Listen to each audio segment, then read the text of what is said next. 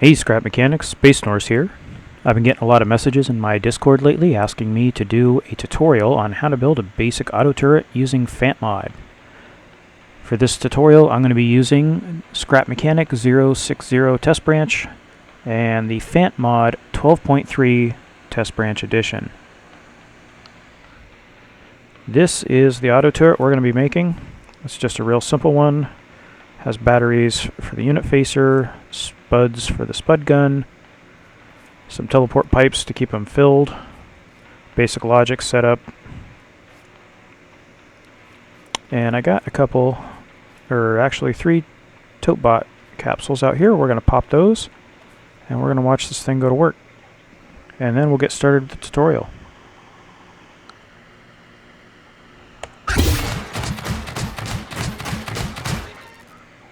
Boom. That quick. Yeah, this thing fires really quick. There is a timer if you want to slow down the firing rate. Alright, let's go over the build materials for this guide. We're going to need 1 switch, 2 bearings, 2 logic gates, timer, unit facer, a laser pointer, 2 straight pipes, and 3 90-degree bend pipes, a 1x1 flat panel, spud gun, mountable, an ammo can, a battery container, and optional, you can use a robot detector. If you're not familiar with Fant Mod, this will detect robots within the given radius you put on the slider within a distance measured by blocks. This one's set to 300. And it will output a logic signal when it detects a robot in there, and we actually are using that right now to power and activate this one. Alright, let's go ahead and get started with the build.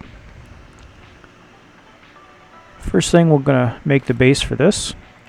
We'll put down an ammo box and a battery box, and we'll put down any block you want. I use the Fant Clean blocks, and we'll use that for our build surface, and just give it like a nice neutral sort of paint so everything's easy to see. There we go. Okay. First thing we're going to do is we're going to pop a bearing down. Go to our 90-degree pipe. Have one facing out to the left. And we're going to put another one facing up. Then we're going to go to our straight pipes. And we're going to put 2 down. Followed by another 90 facing right. And we're going to stick a bearing on that 90 and paint that any color but the default orange color. So I usually go with white. It's nice and easy to see. Next, we're going to do the unit facer. And the unit facer has this eyelid right here. You want to make sure that whatever direction you're wanting the gun to face, the eyelid is on top. So we want it to be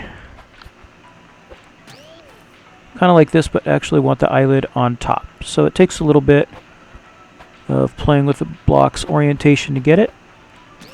There we go. And that's what you want it to look like, is that. Alright, next we need to attach the unit facer to the bearings. And we're going to connect them for the XY axes.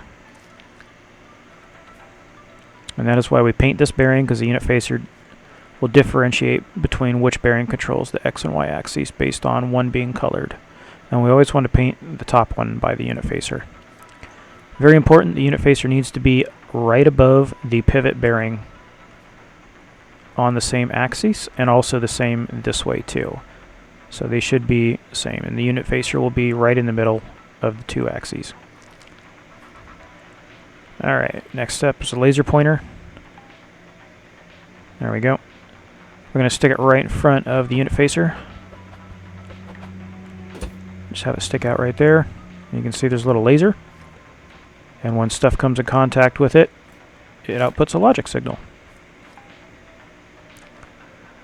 Alright, we're going to go ahead and make some adjustments to the unit facer and the laser pointer. We want to set the distance to about 250 on both of them. And you can use the arrow keys to fine tune it. Now the reason we're going with a measurement of 250 blocks for the activation distance is because the ballistic drop on the spud gun, and ballistic drop meaning that the projectile will drop with gravity over distance, after 250 blocks the projectile or spud will basically hit the ground in front of the target and not actually strike the target. So you'll just be shooting the ground constantly until the target comes within the correct distance. So it's better to just set it for 250, that way you're not wasting spud ammo. Alright, next we need to place a 1x1 flat panel underneath the unit facer. And this is going to give the spud gun something to weld onto when we glitch it into this assembly. I'm going to show you how to do that. So we're going to put the spud gun on top, just like that, nice and centered. And we'll go ahead and pull out our Fant block editor. This is basically a glitch welding tool, kind of. And we'll go ahead and hit down just once, and it's going to stay in there. If you don't have this flat panel here and try to glitch weld that in, it'll go in and then immediately yeet itself back out, and good luck finding it. Alright, so next we're going to put our logic down.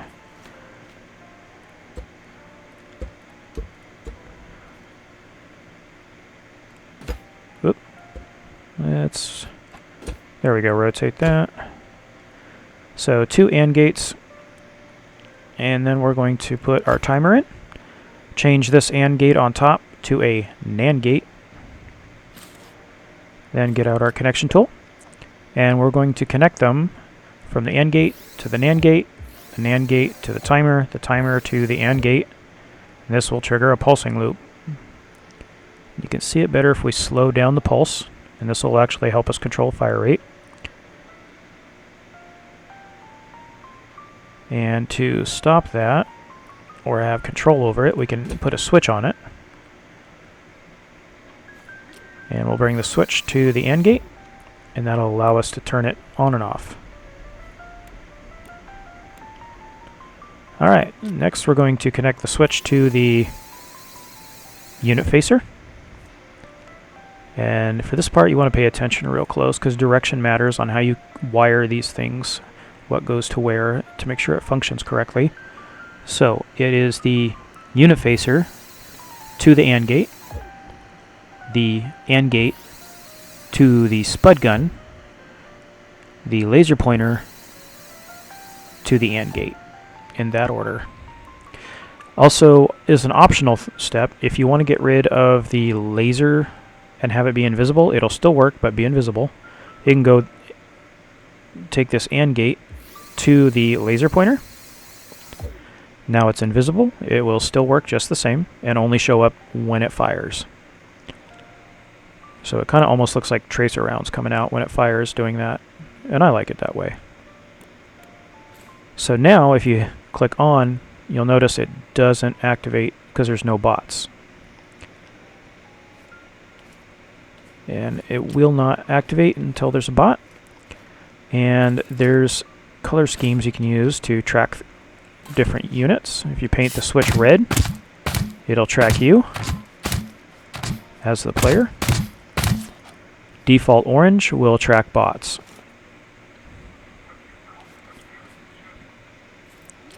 Okay, now we'll add a ammo can to the spud gun and batteries to the unit facer, because it will not work without batteries. And we'll go ahead and load up some ammo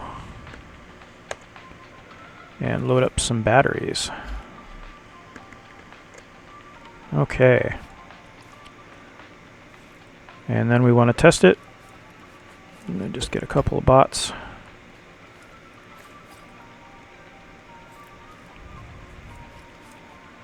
Let's watch this thing work.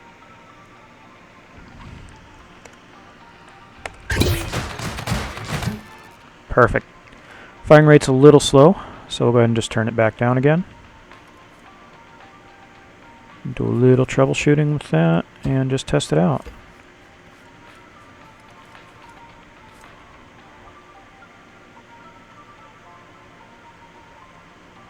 get rid of that. Okay. Pop capsule. And there you go. Just that simple. Now, another option if you want, if you have, let's say there was a farm in the middle of this and you had defenses around it, you could hook up 4 of these at each corner and have them all controlled instead of with a switch, controlled with the robot detector. As you can see, that one's already hooked up. And you can hook up more than one item with the robot detector. So we'll go from the robot detector to the AND gate, and from the robot detector also to the unit facer. And now, whenever a robot shows up within a 300 block distance, circular, this will activate and start tracking the target. And when the target gets in with about 250 blocks, it'll start shooting them. And we'll go ahead and demonstrate and make it look like an actual raid coming in.